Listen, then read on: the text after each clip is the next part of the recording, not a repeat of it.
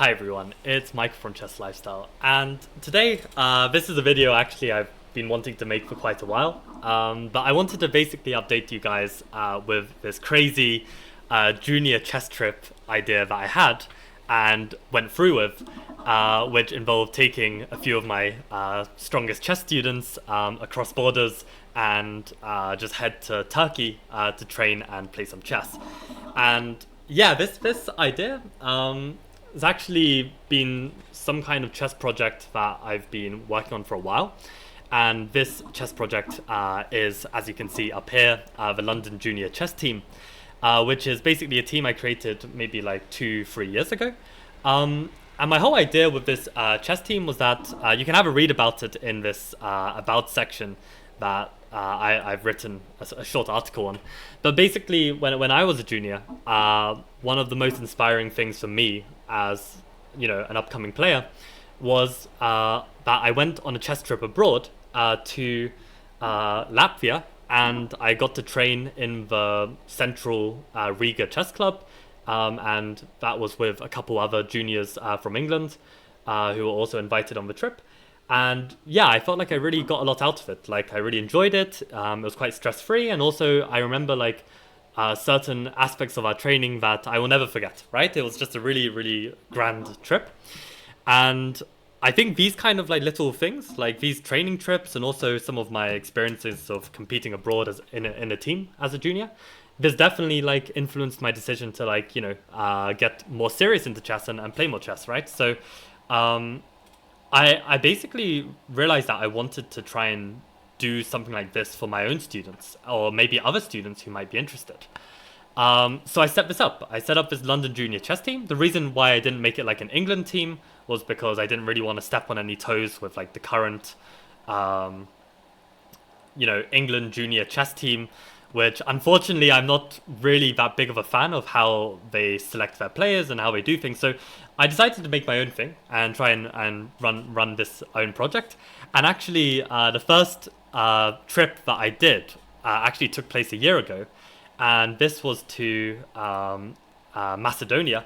And I've got a cool article here. I'll link this website in the description below, and there's a reason you'll see why it's no longer public, like a public SEO. I'll explain that at the end of the video. But yeah, basically, I went on a chess trip to Macedonia. Here you can see Coach Nikola Nikolovsky, who was my former coach as well, and a bunch of juniors joined me, and we trained. And yeah, I've got a nice article about this as well. So I'd already done one trip, and basically I wanted to do one more. And this time, I wanted to train in at a venue called Kaiser Hotel, which is this chess hotel in Turkey. And this is a really cool place because basically I got in touch with this grandmaster called Dragan Solak, who actually, with a non-chess playing friend, bought this hotel during the pandemic, and they run it as a normal hotel in the summer months, and then in the off season they hold a lot of chess events here, like kind of invitationals, but also training camps. And we decided that we should just make a trip together. Like, let's just do it. I've got some students, he's got a bunch of students and a school here, so we can make something work. And yeah, we decided just to go for it. And this took place last month. This was the schedule. But okay, the schedule in the end didn't get stuck to at all. Like, if I was organizing any kind of event, I'd try and plan it all in advance and have it as organized as possible. But yeah, when we turned up in the end, the training ended up being from 11 a.m. to 11 p.m. and just we will train every day. Like, he was like, okay, if you want to have a rest day in the middle, you can, but we will keep training with the Turkish kids, right? So it was really intense, 11 a.m. to 11 p.m.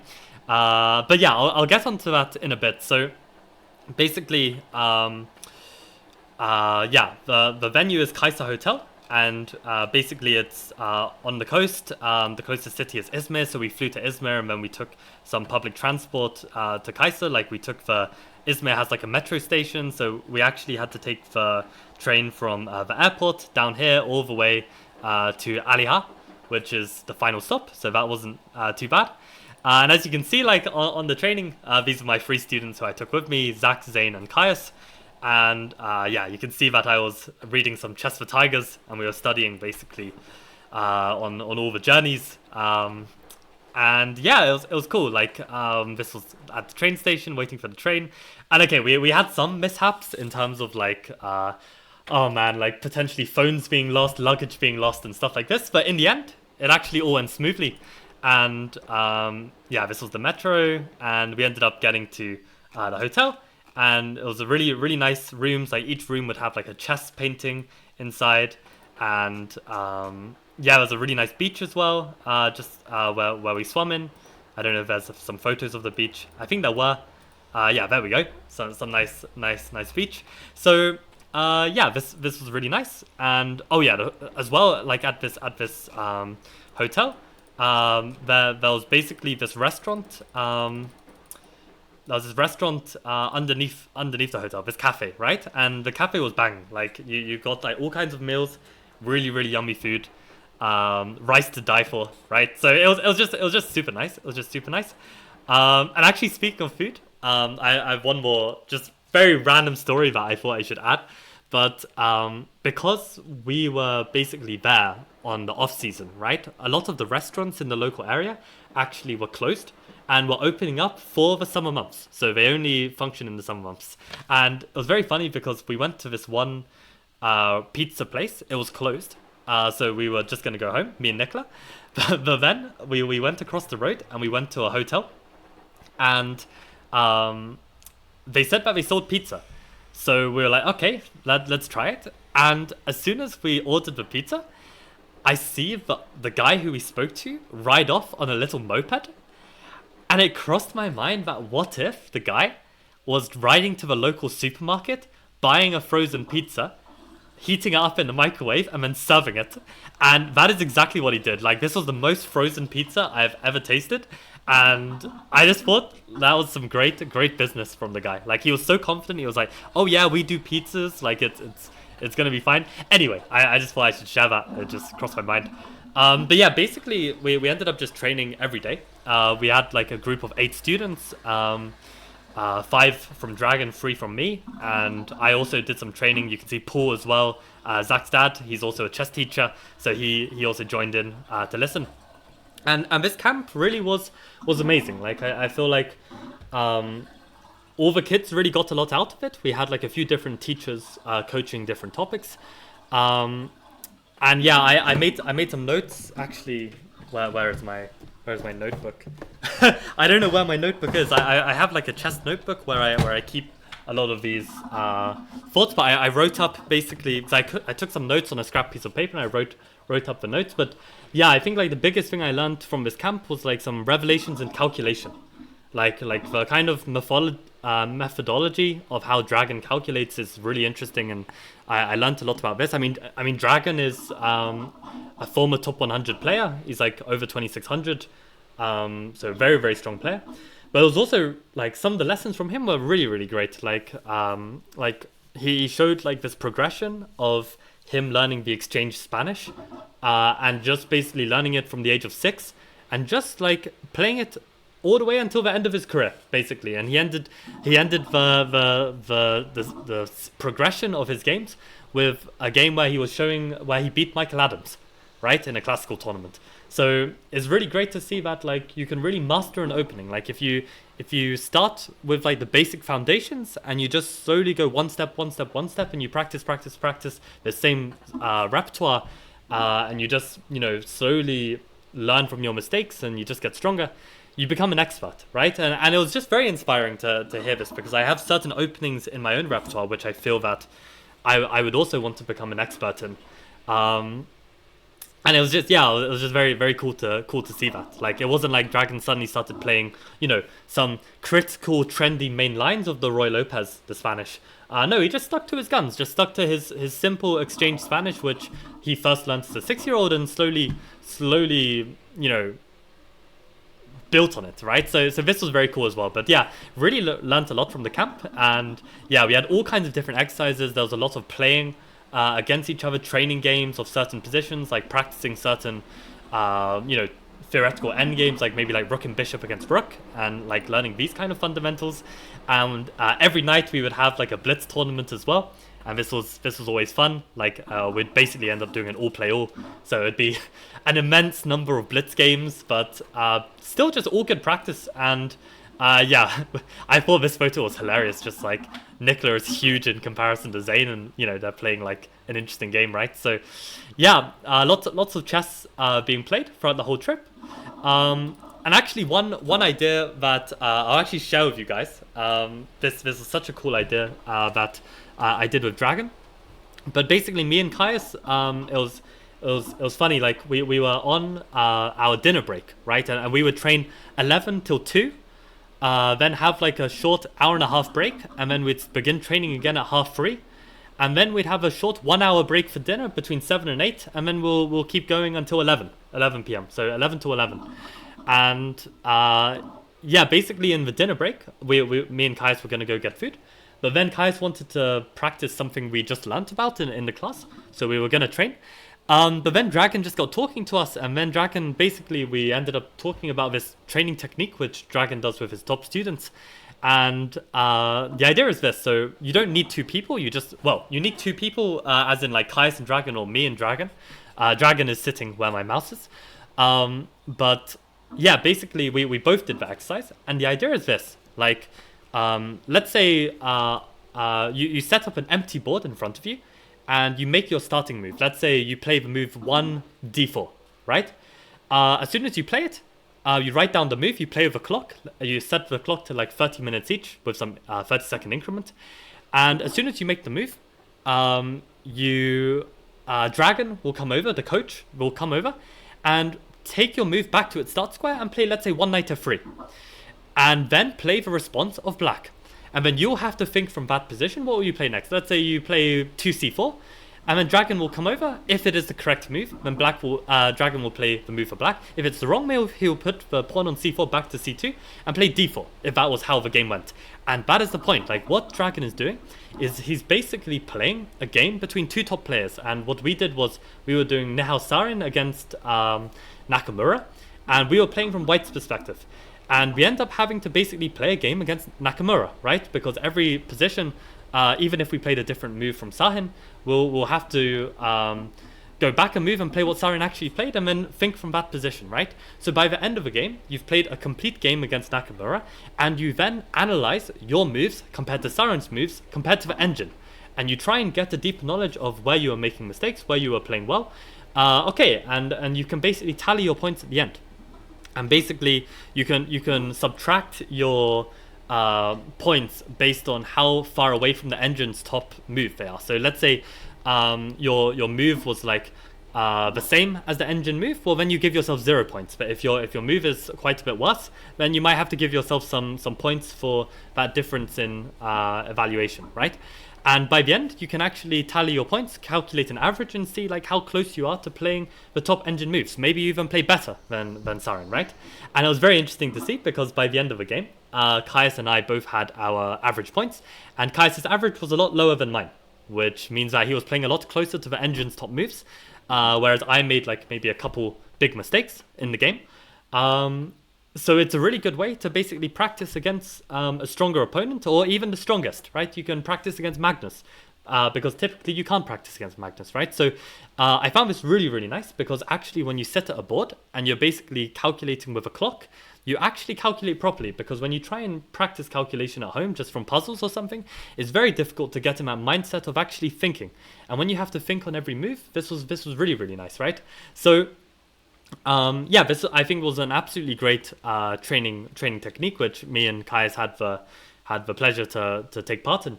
But yeah, it's definitely something like with stronger students, you can definitely work on with them, because yeah, this is really, really great experience, right? You're basically playing top players and having to try and play like them and play against them, right? So this was very cool. We did this training method, and there were some other training methods as well, but okay, I could do a whole video on it, and then no one would come to these chess camps because they can hear everything from me. So okay, I should keep some secrets to myself. But yeah, this was the trip, right? And this was the whole group, and yeah, it was a really great experience. I mean, yeah, a couple of my juniors came with their siblings who, enjoyed the beach for a week. And it was really great. And actually, it was really cool because I have a friend. His name is Kia. He joins some of the streams on Chess Lifestyle. And him and his friend were actually traveling Turkey at the time of this camp. And they decided to come along for a few days and train some chess as well. So they had to leave before this picture was taken. But yeah, Kia was able to come along and enjoy some chess. So this was my trip to Turkey. And I feel like, with these kind of ideas, they sound completely crazy, right? And they are in some ways. I mean, like, actually, Zayn here, there was a possibility that I was going to have to take Zayn by himself because his mum had to work. And that would literally be me taking a 9-year-old with full supervision across borders, right? Which some parents would probably think are crazy, but okay, in the end, his mom could come, which made things easier. But also, like, okay, it's not too hard. You just need to look into it. Like, okay, like if I took the 9-year-old without looking into it at all, then I'd probably get done for child trafficking and who knows where I'd end up. But okay, you just have to fill out a form and like have the parents sign it, and then it's all good. So okay, it's like a learning experience, right? Like you set yourself up for something ambitious. There are always going to be some hurdles and problems along the way, but okay, that's how you learn, and then next time it becomes easier and easier, right?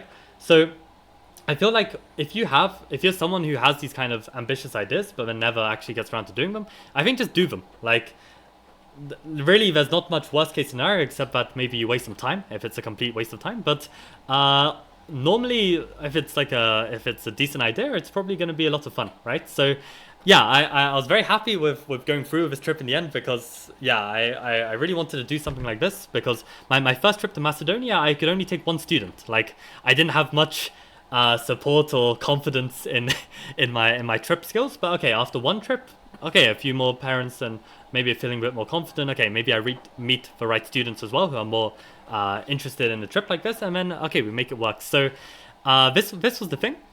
But the other thing as well, like for some time, I made this proper website. I wrote a lot of information on this. Like, I was trying to improve its SEO as well, and like trying to get it noticed, and it did get some traction, right? Like there was some traction on this website, and I got some messages from people who I didn't know, right? But the thing is, on the whole, like I did this as a plan to like try and make some side income, right? Aside from my coaching.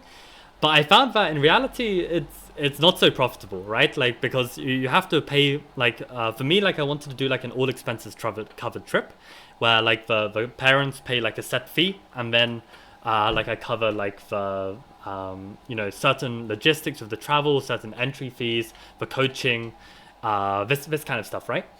And yeah, it turns out like the expenses often add up to more than you expect, and you can't charge too much to the parents, otherwise then it feels like it's too much and they don't want to pay such a big amount, right? So like to find the balance was difficult, and okay, in the end, this trip I ended up breaking even, which was still nice in a sense because then I kind of get like a free trip to Turkey and can also train as well when I'm there. But yeah, like I kind of realized that okay, like the amount of effort I had to go through to make this trip happen and do all of this work, like it was a lot, right? So it got me reflecting a bit, and I don't know if I'll do another trip in the future. I probably will, but just not like some kind of yearly thing, which I was hoping to do. And the other thing as well, like I tried to contact like the Robinson Trust, which is like one big trust fund for chess. But they said that they needed more evidence that the trips were going ahead and this kind of stuff, and like certain things to be more legit, like I don't know, like registering it as a company and stuff like this. And it's just like, it's actually not easy to like do something like this because there are actually maybe more hurdles than I'd want. I want to just basically invite a group of kids and just train some chess, right? Like, how hard can it be? But yeah, to get funding for this stuff, then it needs to be much more perfected. And also the ECF are just very funny with these kind of things because like they're very happy to fund and support like their own initiatives, right? Because I guess they have full control over everything. Whereas this is kind of like outside of the ECF, and maybe I could join forces with the ECF, but then I also have less flexibility with what I can do, right? So it's all a bit of like balance, right? That you have to get right. And yeah, the thing is, I don't think the ECF are so interested because they've already got their junior development program, but I really don't like it. I mean, basically, only 10 players can participate in this acceleration program. And basically, they have like a couple events like the Glorny Cup. But even for these big events like European Junior events or like these World Junior events, there's no one from England represented like playing in these events. I don't know, like I feel like it could be a lot better. And I also don't like the selection process as well. It feels very kind of feels very closed. Like it doesn't feel so like it's not so transparent. That's what I'm trying to say about like how they select. And this committee of junior selection team, it's also I saw that like in the past you had like the kids of the selection committee on the team, right? Like to play in these events. So I don't know. It didn't feel completely right to me, and I felt like I've got talented juniors who could go really far, who aren't getting this international experience, right? So I really wanted to give them an opportunity, but yeah, I think it's tough, right? To make these kind of experiences work. But yeah, at the same time, I wanted to make a video on it just because like this chess lifestyle channel is like documenting like my chess experience, and this was like a really big thing that I organized and did. So I'm very proud of like doing it, and I'm very proud of my students who joined me on this trip because they really gave it a fantastic effort, and they were like training all day every day, which I doubt many kids could do. Probably, I mean, even I was burning out, right? Like I think the 4th day in I like completely crashed. I was like, this is too much. But yeah, the kids did great. So yeah, very proud of them. And yeah, probably I will organize something like this in the future. And yeah, the last thing about the website, it's a funny thing, right? Because I made this website on Wix, and the thing is with Wix, yeah, you can edit it and you can work on it all you want, but you have to pay a premium, right? Every year you pay like, I don't know, like a certain amount of money. And when I made this website premium, I think I paid £70 for the year, which isn't too bad. And then I could edit it however I like and make this website. But I found that that's like a discounted rate for the first year. And if you want to keep it for any future years, it gets extremely expensive. I think it's like maybe £200-300 a year to have the website published, right? And basically I was kind of torn about it because I was like, you know what, I kind of want this website to be on Google. Like it's something that I've done, and then it means like in future if I organize any events, I'm like building on this portfolio of this website. But I spoke to Zach's dad actually, Paul. And Paul is basically a chess teacher now, but he used to be a tennis coach for like 30 years, and he's got a lot of experience with this stuff.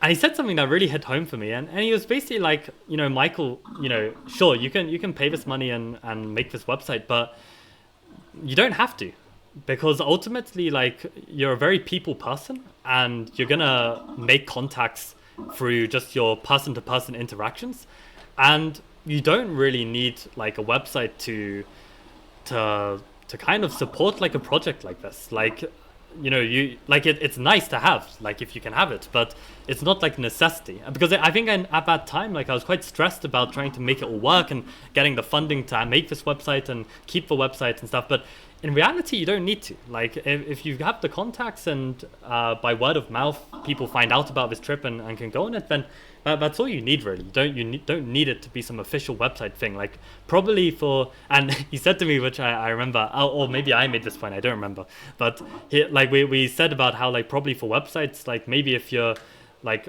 not such a people person, or maybe you don't have that repertoire of like contacts, maybe these kind of people who are more starting from scratch need to have a website to then like gain that traction. But probably for me, like just grow my contacts just by keeping on like getting involved with as much chess activities as I can, and slowly but surely people will hear about this and do it. So I think basically that's why like currently I have like a Wix website URL. I don't have a proper URL. It's no longer found on Google. And yeah, I think that's fine. I think that's fine. And I think basically after doing that, I felt a lot less stress about this whole thing, and I think it will make like doing trips in the future easier as well because I'm just a bit more relaxed about it. Um, and yeah, basically that was the trip. So it was a really great trip to Turkey. Yeah, we all learned a lot, and yeah, I think like just like how I will forever for the rest of my life remember that Latvia trip and remember what went on that trip. I think these kids are also going to remember it for their lives as well, which I think is really cool. So yeah, that was my trip to Turkey, and yeah, I'm really proud of everyone who joined me on the trip. So I just thought I should make a video of this, and maybe you guys learn something as well, either chess related or non-chess related. But yeah, that's all from me, and of course a big shout out to the Patreon and YouTube members who help financially sustain my YouTube journey as well. So really appreciate you guys a lot. And yeah, on that note, I'll call it a day. So if you haven't been tuning into my streams, definitely check them out. I've been streaming daily, and it's actually 2 weeks to go until the release of my Chessable course, 1c3 Venom. So I'm very, very hyped about that as well. And probably I'm going to be releasing some more content related to that in the coming weeks.